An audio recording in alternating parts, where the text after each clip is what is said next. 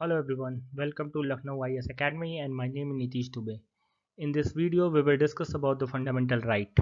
This is the last lecture on fundamental right. हमने fundamental right पे 5 या 6 videos जो हैं पूरे कवर कर लिए हैं. अब आगे आने वाले लेक्चर में हम फंडामेंटल ड्यूटीज टीपीएसपी इसके बारे में बात करने वाले हैं. तो इसी के साथ आज आखिरी लेक्चर की शुरुआत करते हैं. Let's start. अब आज के लेक्चर में हम बात करेंगे कि हमारे आर्म फोर्सेस को फंडामेंटल राइट कैसे दिए गए हैं, क्या दिए गए हैं, उनके क्या पावर हैं. फंडामेंटल राइट जो मार्शल लॉ के रिस्पेक्ट में है, कैसे काम करता है. राइट टू प्रॉपर्टी क्या है, उसकी पोजीशन क्या है करंट सिचुएशन में. और फंडामेंटल राइट के एक्सेप्शन क्या हैं, उनके क्रिटिसिज्म क्या है और सिग्निफिकेंस क्या है. तो आज के लेक्चर में हम इन पे बात करने वाले हैं. तो चलिए. अब आर्टिकल 23-33 जो कहता है, empower the parliament to restrict और abrogate fundamental right to members of arm forces, paramilitary forces, police forces and intelligence agency. तो कहने का मतलब यह है कि पार्लियामेंट जो है वो किसी भी आर्म फोर्सेस या पैरामिलिट्री फोर्सेस से उनके फंडामेंटल राइट छीन सकता है या उनके फंडामेंटल राइट पर रोक लगा सकता है. अब जो आर्म फोर्सेस बनाए जाते हैं वो सिक्योरिटी चेक करने के लिए बनाए जाते हैं या डिसिप्लिन मेंटेन करने के लिए बनाए जा सकते हैं. और अगर मान लीजिए आर्म फोर्सेस फंडामेंटल राइट को यूज़ करने लगे, उनके लिए मांग करने लगे, अब वो फ्रीडम ऑफ स्पीच की मांग करने लगे, एसोसिएशन बनाने की मांग करने लगे, तो इससे क्या होता है कि हमारी सिक्योरिटी कॉम्प्रोमाइज़ हो सकती है. या जो तो डिसिप्लिन को मेंटेन करने के लिए ये फंडामेंटल राइट रखा गया है कि पार्लियामेंट जो है आर्म फोर्सेस के फंडामेंटल राइट पे रोक लगा सकता है. अब इस पे जो लॉ बनाए जाते हैं इसको रोक लगाने के लिए वो सिर्फ और सिर्फ पार्लियामेंट बना सकता है, स्टेट लेजिस्लेचर नहीं बना सकता है. तो ये बहुत इंपॉर्टेंट चीज़ है. दूसरी चीज़ ये कि अब अगर पार्लियामेंट कोई भी लॉ बनाता है इस रिगार्डिंग, तो उसको चैलेंज नहीं किया जा सकता है किसी कोर्ट में कि फंडामेंटल राइट का उल्लंघन हो रहा है, उसके रिगार्डिंग किसी भी कोर्ट में चैलेंज नहीं किया जा सकता. अब अकॉर्डिंगली पार्लियामेंट ने कुछ लॉ बनाए हुए हैं, जैसे army act, navy act, air force act, police force restriction of right act 1966, border security force act. तो ये कुछ राइट है. अब यही बात की गई है कि ये फ्रीडम ऑफ स्पीच उनको इम्पोज रेस्ट्रिक्शन को थोपने के लिए ये नहीं लगाए जाते हैं. अब बात करते हैं आर्टिकल 34 की. आर्टिकल 34 बात करता है कि provide for restriction on fundamental right while martial law is in force in any area within the territory of India. तो मतलब कि अगर फंडामेंटल राइट तब कॉम्प्रोमाइज हो सकते हैं अगर किसी एरिया या पूरी टेरिटरी में अगर मार्शल लॉ लगाया गया है. तो अब ये मार्शल लॉ होता क्या है. तो मार्शल लॉ ये होता है कि मान लीजिए अगर अभी जो हमारे लिए हम सरकारें चुनते हैं, वो पार्लियामेंटेरियन जाके वहाँ पे लॉ बनाते हैं, अगर वो लॉ मिलिट्री बनाने लगे तो ये कहते हैं मार्शल लॉ. अब मार्शल लॉ और मिलिट्री लॉ ये दोनों डिफरेंट टर्म है. मिलिट्री लॉ अभी भी लागू है क्योंकि मिलिट्री के लिए कुछ रूल लॉ बनाए गए हैं, उनको फॉलो करना होता है मिलिट्री को. लेकिन अगर मिलिट्री खुद ही रूल बनाने लगे तो उसको कहते हैं मार्शल लॉ. अब मार्शल लॉ किन कंडीशन में हो सकता है, जैसे कि मान लीजिए वॉर वाली सिचुएशन आ जाए, किसी दूसरी कंट्री ने हमारे ऊपर आक्रमण कर दिया, रिबिलियन हो गया, इंटरनल रिबिलियन हो गया. अब उस कंडीशन में क्या होता है कि पूरी पावर जो हो जाती है वो आर्मी के पास हो जाती है और आर्मी रूल बनाने लग जाती है. तो इस सिचुएशन में आर्टिकल 34 में बात की गई है. और ये कहता है कि आर्टिकल जब मार्शल लॉ किसी भी टेरिटरी में लगेगी तो फंडामेंटल राइट को रोका जा सकता है, फंडामेंटल राइट खत्म किया जा सकता है. अब इस सिचुएशन में पार्लियामेंट ने एम्पावर दिया है parliament to indemnify the any government servant और any other person for any act done by him in connection with the maintenance or restoration of order in any area where martial law was in force. मतलब कि अगर ये किसी भी उस दौरान martial law के दौरान अगर कोई भी गवर्नमेंट सर्वेंट या कोई भी पब्लिक सर्विस अथॉरिटी अगर कोई भी काम करती है तो उसको क्षमा कर देगा. उसके लिए वो कोई उस पर आप जाके आप उसके लिए लॉ में या कोर्ट में जाके उसके अगेंस्ट आप नहीं खड़े हो सकते. तो ये उनके लिए एक पावर देता है कि वो कोई भी लॉ बना सकते हैं, वो कोई भी काम कर सकते हैं. अब इसके लिए वो एक्ट जो है indemnity made by parliament can not be challenge in any court, किसी भी कोर्ट में भी चैलेंज नहीं किया जा सकता. तो ये सेम बातें दोनों में कही गई हैं.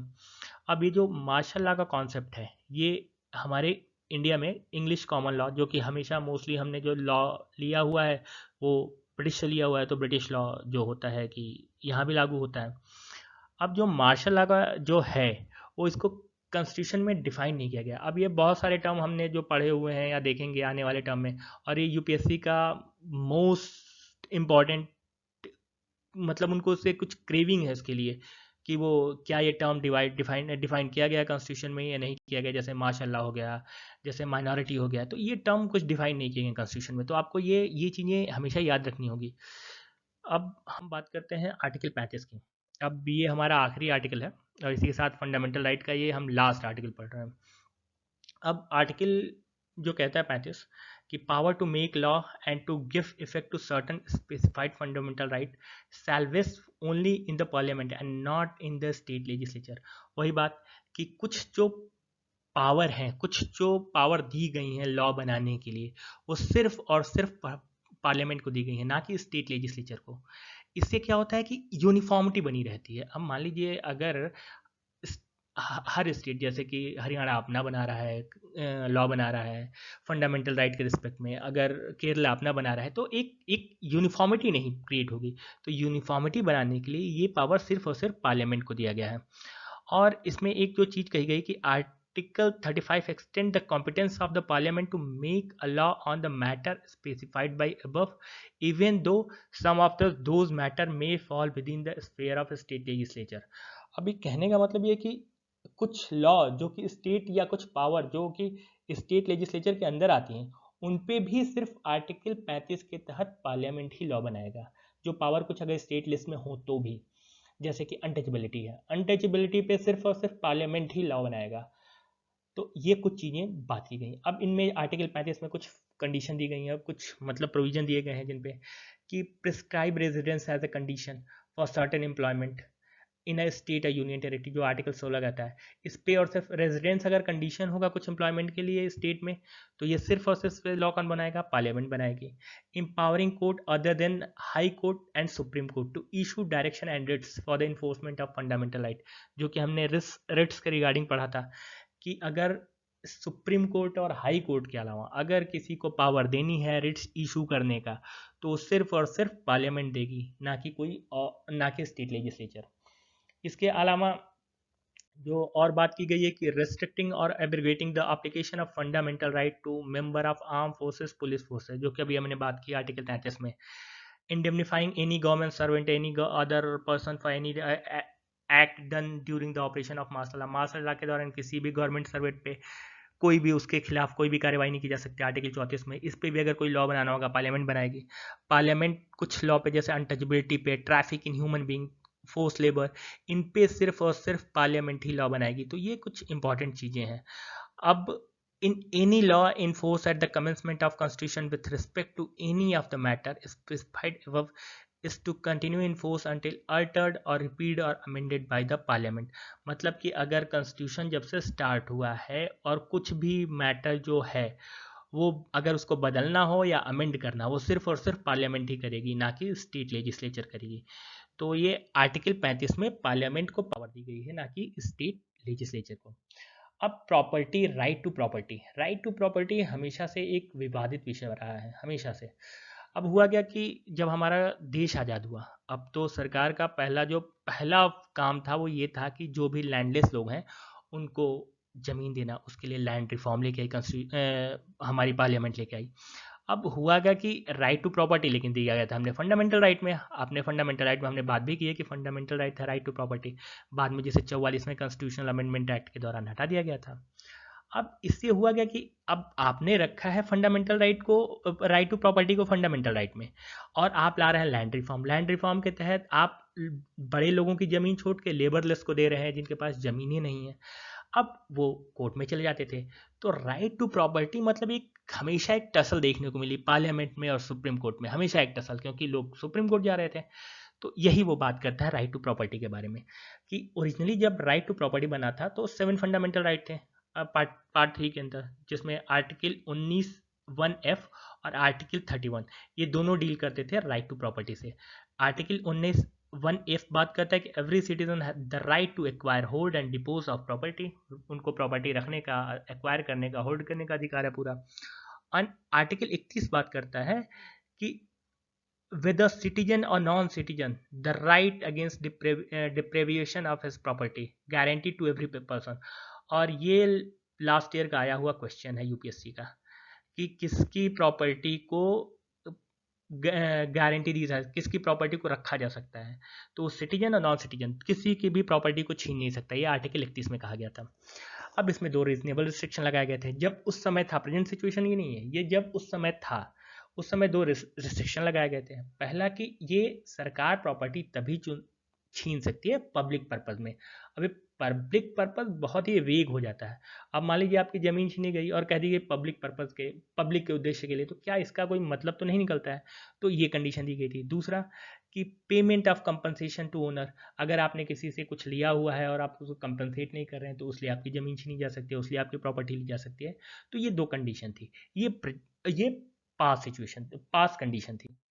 अब हुआ क्या, 44 का कॉन्स्टिट्यूशनल अमेंडमेंट एक्ट आया 1978 में, क्योंकि इतने इतने मतलब सुप्रीम कोर्ट और पार्लियामेंट में इतने टसल हो गए कि उसके लिए अमेंडमेंट एक्ट लाया गया और राइट टू प्रॉपर्टी को ही फंडामेंटल राइट हटा दिया गया। मतलब कि 19 और 31 खत्म कर दिया गया, उसके उसके इन दोनों को हटा के नया आर्टिकल 300A लाया गया पार्ट 12 के अंदर, और जिसमें इसको राइट टू प्रॉपर्टी को बना दिया गया एक लीगल राइट, कॉन्स्टिट्यूशनल राइट। मतलब अभी कॉन्स्टिट्यूशन के अंदर है लेकिन अब फंडामेंटल राइट नहीं है। समझने का मतलब, कहने का मतलब ये है कि अब right to property fundamental right नहीं है। मतलब अगर किसी की प्रॉपर्टी छीनी जाएगी तो डायरेक्ट सुप्रीम कोर्ट नहीं जा सकता, उसके लिए लॉ है, वो जाएगा, केस लड़ेगा, केस में जीत गया ठीक है, नहीं हार गया कोई, उसकी प्रॉपर्टी चली जाएगी। तो अब ये लीगल राइट है, कॉन्स्टिट्यूशनल राइट है, लेकिन फंडामेंटल राइट नहीं है। तो ये एक 44वें कॉन्स्टिट्यूशनल अमेंडमेंट एक्ट ने ये सिचुएशन ही राइट टू प्रॉपर्टी में बदल दी। अब राइट टू प्रॉपर्टी खत्म कर दी गई, लेकिन 2 प्रोविजन दिए गए कि state acquire the property of minority educational institution, जो आर्टिकल 30 में हमने बात की थी कि ठीक है आप प्रॉपर्टी ले सकते हैं लेकिन किसी भी माइनॉरिटी एजुकेशनल इंस्टीट्यूशन की प्रॉपर्टी को नहीं एक्वायर करेंगे। और दूसरा ये कि एक state acquire the land held by a person under his personal cultivation and the land is with in the statutory ceiling limit, अगर उसकी सीलिंग लिमिट जो लैंड रिफॉर्म में बनाया गया तो सीलिंग लिमिट के अंदर है और कल्टीवेशन के लिए तो भी आप नहीं ले सकते। तो ये 2 कंडीशन बना दी गई कि माइनॉरिटी की आप जमीन नहीं ले सकते और उसकी एग्रीकल्चर अगर कल्टीवेशन के लिए उसने है, उसकी लिमिट के अंदर है, तो आप नहीं ले सकते। तो ये 2 कंडीशन बना दी गई राइट टू प्रॉपर्टी के अंदर। अब जब राइट टू प्रॉपर्टी को जब लीगल राइट बनाया गया, हमने बात की कि पहले वो फंडामेंटल राइट था, लेकिन 44वें कॉन्स्टिट्यूशनल अमेंडमेंट एक्ट से उसको लीगल राइट बनाया गया। तो अब परिणाम क्या हुए उसके, तो उसका परिणाम ये हुआ कि अभी नो, अब ये न कर्टेल किया जा सकता है, न एब्रीगेट किया जा सकता है, मॉडिफाइड किया जा सकता है by without a constitutional amendment by an ordinary law of parliament. मतलब अब इसमें कॉन्स्टिट्यूशनल अमेंडमेंट करने की जरूरत नहीं है। अगर राइट टू प्रॉपर्टी पे कोई भी लॉ बनाया जाए तो उसके लिए कॉन्स्टिट्यूशनल अमेंडमेंट करने की जरूरत नहीं है, वो सिर्फ और सिर्फ ऑर्डिनरी लॉ से बनाया जा सकता है। मतलब अगर पार्लियामेंट चाहे सिर्फ ऑर्डिनरी लॉ रखे और राइट टू प्रॉपर्टी में कुछ भी फेरबदल कर सकती है। अब right to property against protect कर रहा है एग्जीक्यूटिव एक्शन के, मतलब एग्जीक्यूटिव एक्शन में तो प्रोटेक्ट कर रहा है but not against legislative action. मतलब अगर चाहे लेजिस्लेचर चाहे तो लॉ बना सकता है, तो लॉ बनाएगा तो आपकी प्रॉपर्टी अगर कोई दिक्कत होगी तो ले सकती है स्टेट। दूसरा कि grieve person can not directly move Supreme Court. अब भाई बहुत बेसिक सी चीज़ है कि अगर फंडामेंटल राइट ले लिया गया है, उसका फंडामेंटल राइट हटा दिया गया है इसको, तो फंडामेंटल राइट के तहत ही तो आप जा रहे थे सुप्रीम कोर्ट में या हाई कोर्ट में आर्टिकल 226 के तहत। लेकिन अगर इसको फंडामेंटल राइट से हटा दिया गया तो आप सुप्रीम कोर्ट भी नहीं जा सकते, तो आपको जुडिशरी में वही जो पहले डिस्ट्रिक्ट कोर्ट फिर हाई कोर्ट फिर सुप्रीम कोर्ट उस तरीके से आपको जाना पड़ेगा। और no guaranteed right to compensation in case of acquisition और requisition of private property by the state. अब अगर स्टेट आपकी प्रॉपर्टी ले ले तो उसके कंपनसेशन करने की भी कोई गारंटी नहीं देता। हालांकि बहुत ही मतलब एक एक्सेप्शन है, लेकिन अगर ऐसा करे तो उसकी कोई गारंटी नहीं है। तो ये राइट टू प्रॉपर्टी को जब फंडामेंटल से हटा के लीगल राइट में रखा गया तो ये कुछ परिणाम निकले। तो अब हम फंडामेंटल राइट पे कुछ एक्सेप्शन देखते हैं कि फंडामेंटल राइट ठीक है, बना दिए गए थे फंडामेंटल राइट जो कि बताए गए हैं कि इनका हनन नहीं हो सकता, लेकिन उस पर कुछ एक्सेप्शन है। अब पहला एक्सेप्शन आर्टिकल 31 देता है। आर्टिकल 31 कहता है कि 5 category of law be from being challenge and invalidated on ground of contravention of fundamental right conferred by article 14 and article 19। अब इसमें कहने का साधारण सा मतलब इसका ये है कि जो पांच लॉ हैं उनको फंडामेंटल राइट में आर्टिकल 24, 14 और 19 के तहत इनसे रोका जा सकता है। बाकी फंडामेंटल राइट पे काम करेंगे, लेकिन अगर ये 5 लॉ लगा दिए जाए तो आर्टिकल 14 और 19 काम नहीं करेगा, उसका उल्लंघन किया जा सकता है आर्टिकल 14 और 19 का। बाकी 5 लॉ, अभी 5 लॉ है कौन कौन से? पहला, acquisition of state and related rights bye the state, अगर स्टेट के किसी के स्टेट को एक्वायर कर लिया जाए। Taking over the management of properties bye the state, अगर किसी की प्रॉपर्टी को स्टेट मैनेज करने लग जाए। एमालगमेशन ऑफ कॉरपोरेशन, अगर दो कॉरपोरेशन को, 2 या 3 या 5 जितने भी कॉरपोरेशन उनको अगर सरकार मिला दे तो भी मतलब ये इस पर कुछ आप नहीं कर सकते। दूसरा, एक्सटिंग्विशमेंट और modification of right of directors और शेयर होल्डर ऑफ कॉरपोरेशन, अब जो कॉरपोरेशन में जो डायरेक्टर होते हैं, उनके शेयर होल्डर्स होते हैं, उनके अगर उनके राइट्स को मॉडिफाई कर दिया जाए, अगर स्टेट मॉडिफाई कर दे कॉरपोरेशन में, तो भी कुछ नहीं किया जा सकता। और मॉडिफिकेशन ऑफ माइनिंग लीज, और माइनिंग लीज के ऊपर भी अगर कोई मॉडिफिकेशन कर जा रहा है तो भी उस पर कुछ नहीं किया जा सकता। तो ये 5 लॉ जो दिए गए हैं ये आर्टिकल 14 और आर्टिकल 19 को रोकते हैं। मतलब इनके बाकी वो काम करेंगे लेकिन इन दो पे नहीं काम करेंगे। आर्टिकल 14 इक्वलिटी बिफोर लॉ, और आर्टिकल 19 जो 6 राइट्स दिए गए हैं, right to freedom of speech and expression, assembly, तो ये राइट्स इन 5 लॉ पे काम नहीं करेंगे। अब ये तो बात हुई आर्टिकल 31A की। 31B अब बात करता है। 31B बात करता है save the acts and regulation included in 9th schedule from being challenged. अब 31 में कह रहा है कि 5 लॉ पे काम नहीं करेंगे, आर्टिकल 14 और 19 5 लॉ पे। आर्टिकल 31B कह रहा है कि 9th शेड्यूल अगर जहां भी लगा दिया जाए किसी भी लॉ पे, तो कोई भी लॉ ही काम नहीं करेगा, कहीं भी नहीं काम करेगा वो।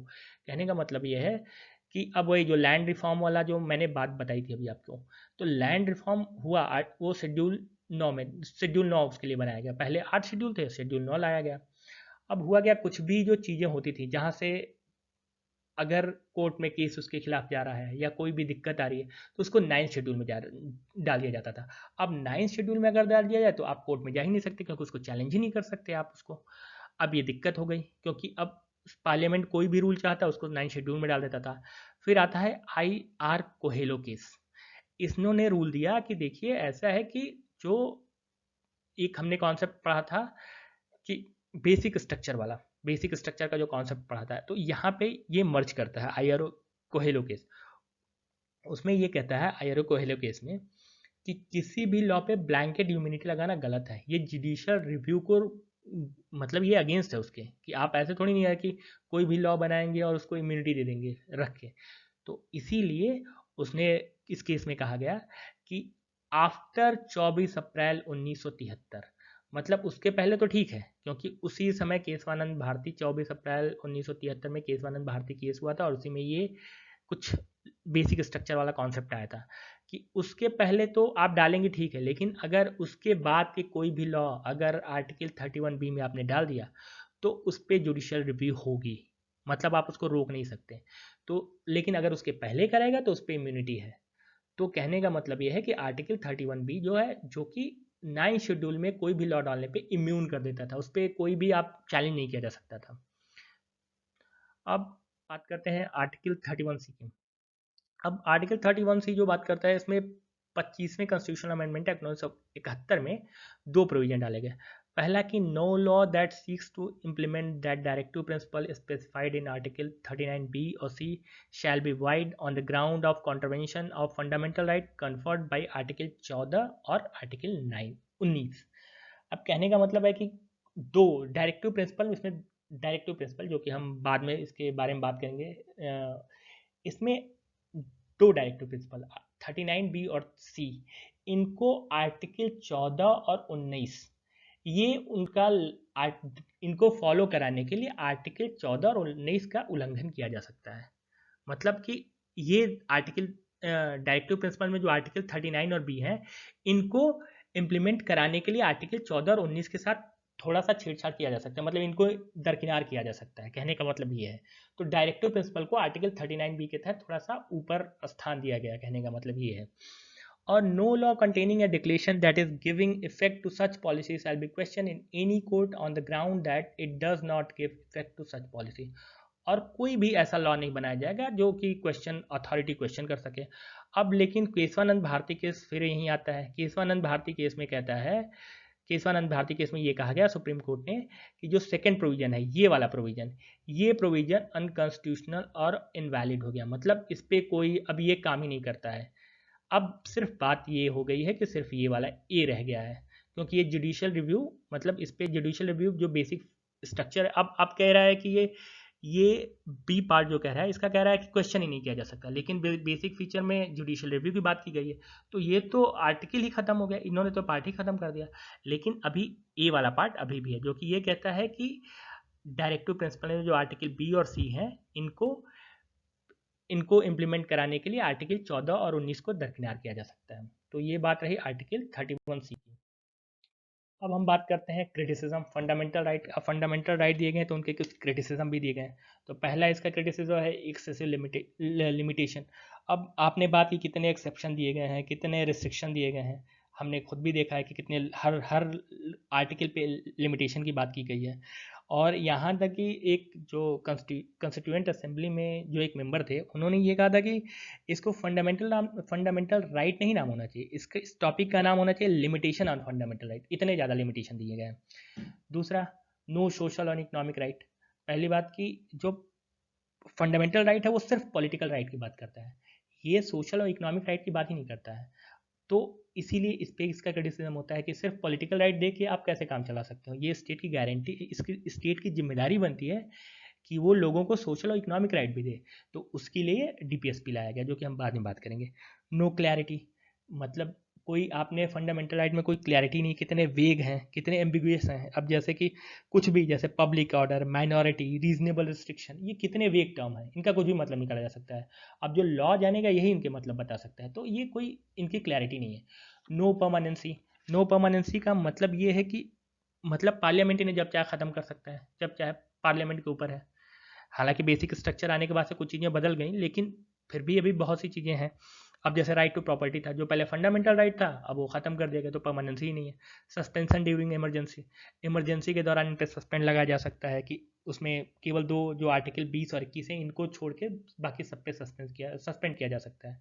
एक्सपेंसिव रेमेडी, आप जानते हैं कि जुडिशियल प्रोसेस कितना खर्चे वाला है, कि आप कोर्ट जाइए, एक केस सालों साल चल रहा है, तो कितना पैसा खर्च हो गया। तो ये एक कॉमन मैन जो होता है, उसकी उसकी पहुंच से बहुत दूर हो जा सकती है।